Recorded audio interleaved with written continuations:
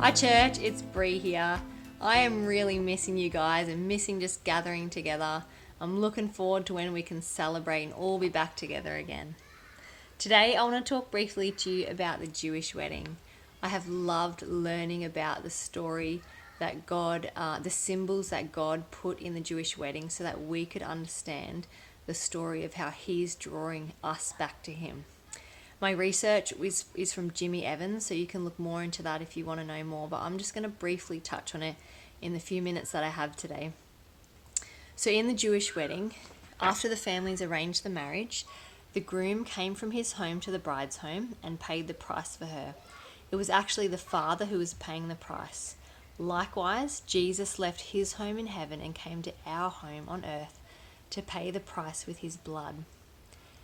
In a Jewish wedding, after paying for the bride and groom would seal their betrothal with a glass of wine. And at that point, the arrangement was legal, but it wasn't yet consummated. And this is what happened between Jesus and his disciples at the Last Supper. Jesus entered into a new covenant with a cup of wine, and we are now his betrothed bride. He's set the story in motion. I love that. After the betrothal was sealed, the groom returned to his father's home where he would prepare a place for he and his bride to live.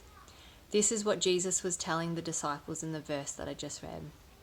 After completing the building, the groom couldn't return to get his bride until the father told him and gave him permission. So this is why Jesus said he doesn't know the day or hour that he's coming back, only the Father knew. Meanwhile, back at the bride's home, she has no idea when the groom's coming to get her. This is in the Jewish wedding, and it was customary for the groom to return at any hour and often in the night. And so she had moments to prepare herself, and the groom would come down the streets toward her home, blowing trumpets and making lots of noise. And this is why Jesus told us to watch and be ready. Back to the Jewish wedding, after getting her, the bride and groom returned to the groom's home, and they consummated their marriage for 7 days. And after 7 days, they made their appearance to the family and friends, and a ceremony and a grand celebration took place. I just love that. It's just parallels through the whole thing, and that's how God wants us to understand it. Church, that's who we are. We're his betrothed bride. That just blows my mind, and it gives me so much perspective about who I am to God. I'm his betrothed. That it just gives me so much assurance that it doesn't matter what's happening here on earth.